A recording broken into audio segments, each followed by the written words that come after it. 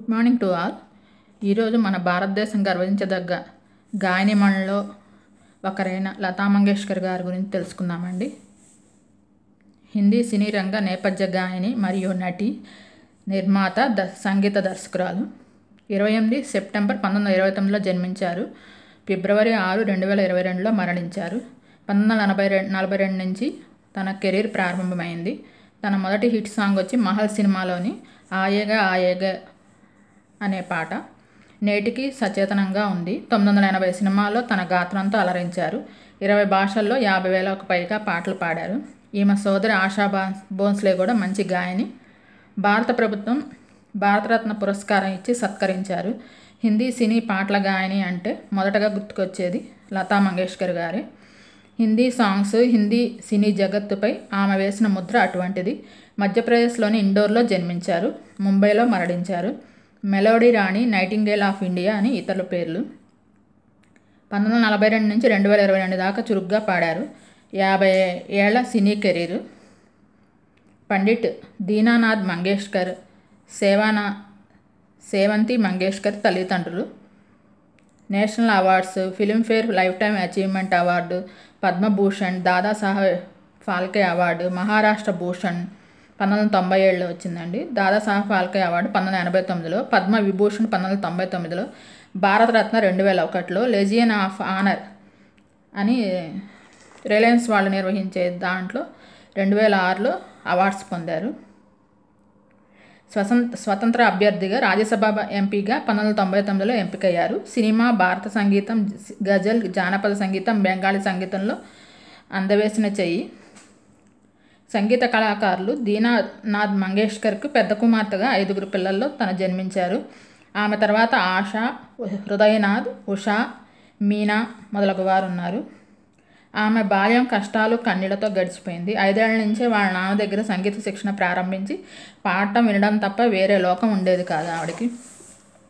కుటుంబం అంతా సంగీతంలోనే స్థిరపడిపోయారు. తనకు నచ్చిన గాయకుడు వచ్చి కేఎల్ సైగల్ అని చెప్పేవాళ్ళు. ఈవిడ వివాహం చేసుకోలేదండి. తండ్రి మరణించగా 13 ఏళ్ల వయసుకే కుటుంబ బాధ్యత మొత్తం తనపై పడింది. అందువలన సినీ రంగంలో ప్రవేశించి 1942లో మరాఠీ చిత్రం పెహ్లా మంగల్ గౌర్లో హీరోయిన్కి చెల్లిగా నటించి 2 పాటలు పాడారు. తర్వాత 3 చిత్రాల్లో నటించారు. ఆ కాలంలో ఖుర్షీద్, నూర్జహాన్, సురయ్యాలు గాయనిమణులుగా వెలుగుతున్నారు. గాయనిక 1947లో, మజ్బూర్ 1947లో ప్రారంభమైంది. దేశ విభజన కాలంలో ఖుర్షీద్, నూర్జహాన్ పాకిస్తాన్ వెళ్ళిపోవడంతో లతాకు సంగీత దర్శకుడు గులాం హైదర్ గాయనిగా ప్రోత్సహించారు. సి. రామచంద్ర, లతా పాట చాలా హిట్స్ అయ్యాయి.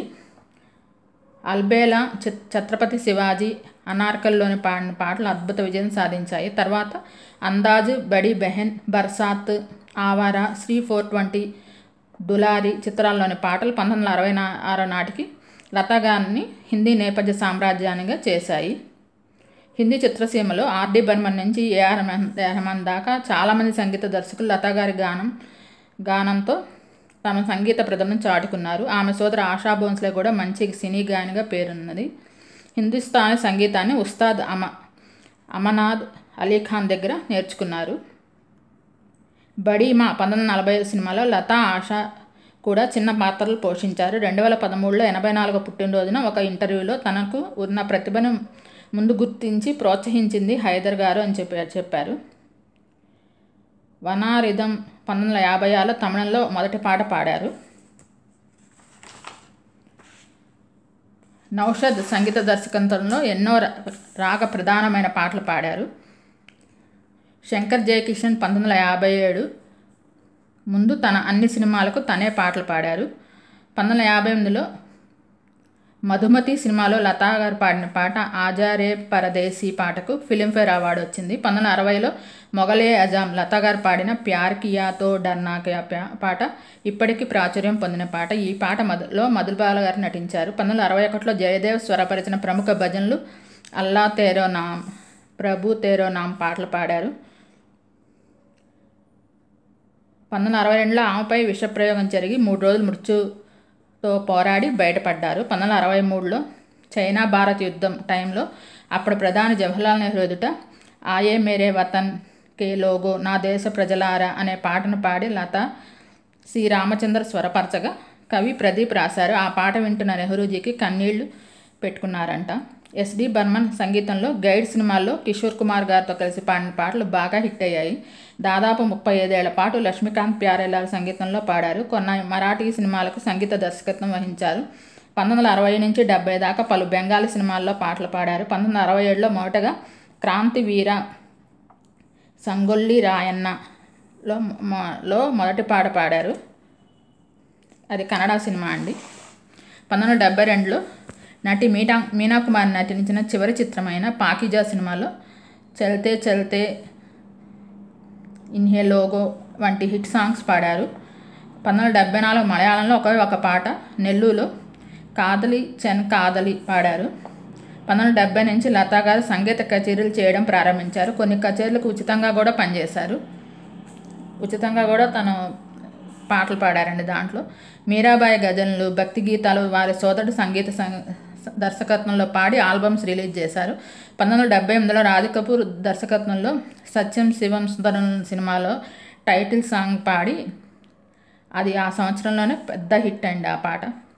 పలువురు సంగీత దర్శకుల దగ్గర పాడిన లతా గారు తర్వాత వారి కుమారుల సంగీత దర్శకంలో కూడా పాడటం విశేషం. 1988లో వరుసగా తమిళంలో పాటలు పాడారు. మొహమ్మద్ రఫీతో నుంచి ఎస్పి బాలసుబ్రహ్మణ్యంతో పాటలు, ఇప్పటి సోను నిగమ్ వంటి గాయకులతో కూడా కలిసి పనిచేశారు. 1990లో లతా హిందీ నిర్మాణ సంస్థ స్థాపించి మొదటగా గుల్జార్ దర్శకత్వంలో లేకిన్ అనే సినిమా నిర్మించారు. దాంట్లో యారా సిల్సిలి పాట పాడి అది జాతీయ అవార్డు గెలుచుకున్నారు. యశ్ చోప్రా అన్ని సినిమాల్లో లతా గారు పాడిన పాటలు ఉండేవి. ఏఆర్ రెహమాన్ సంగీత దర్శకత్వంలో చాలా హిట్ సాంగ్స్ పాడారు. జియా జలే అనే పాట దిల్సేలో చాలా హిట్ సాంగ్ అండి. 1994లో లతా గారు అమెరికా గాయకుల పాటలను తన గాత్రంతో పాడి వారికి తన శైలిలో నివాళులు అర్పించారు. 1999లో ఆమె పేరు మీద లతా ఏవిదే పెర్ఫ్యూమ్ అని విడుదల చేశారు. 2012లో లతా తన స్వంత ఆడియో లేబుల్ ఎంఎల్ మ్యూజిక్ ద్వారా భజన పాటలు విడుదల చేశారు. 2012లో తన ది గ్రేటెస్ట్ ఇండియన్ పోల్లో 10వ స్థానంలో నిలిచారు. అది రిలయన్స్ వాళ్ళు నిర్వహించిన పోల్ అండి. 1999లో ఎన్టీఆర్ జాతీయ అవార్డు, 2009లో ఏఎన్ఆర్ జాతీయ అవార్డు గెలుపొందారు. 92 ఏళ్ల వయసు అప్పుడు అనారోగ్య సమస్యలతో బొంబాయిలో మరణించారు.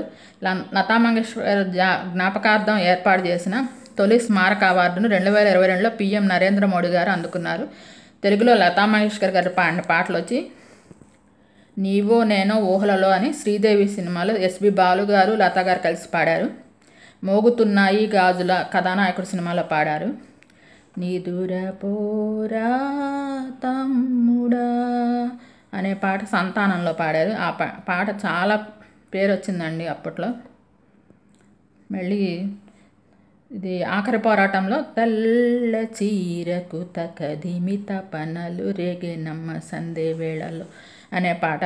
మళ్ళీ దొరికితే దొంగలలో శ్రీ వెంకటేశ ఈసా అనే పాట. సంతానంలో నాగేశ్వరరావు గారి సినిమా అండి. ఆఖరి పోరాటం వచ్చి నాగార్జున గారి సినిమా. తండ్రి కొడుకుల సినిమా ఇద్దరు సినిమాల్లో లతాజీ గారు పాటలు పాడారు. 2009లో జై సినిమాతో చివరిగా పాడారు. దాంట్లో డాడ్ సున్లే సాంగ్ పాడారు. 2010 నుంచి భక్తి పాటలు పాడారు. సినిమా పాటలకు స్వస్తి చెప్పారు. కచేరీలు మాత్రమే పాడారు. ఈవిడ పాడిన సినిమాలు పాటలు అసలు చాలా హిట్స్ అండి. అప్పట్లో ఆవిడ పాడిన పాటల కోసం అందరూ సినిమాల్లో ఆవిడ పాడిన పాటలు ఉంటే ఆ సినిమా ప్రత్యేకంగా హిట్ అయ్యేది. అందరు సినిమా నటులకు పాడారు. అందరు గాయకులతో పనిచేశారు. అందరు సంగీత దర్శకులతో పనిచేశారు. మీకు ఈ వీడియో నచ్చినట్టయితే లైక్ చేయండి, కామెంట్ చేయండి. 95% మంది నాది వీడియో సబ్స్క్రైబ్ చేయకుండా చూస్తున్నారు. Please subscribe my channel. మీకు ఈ వీడియో నచ్చినట్టయితే లైక్ చేయండి, కామెంట్ చేయండి. Thank you all.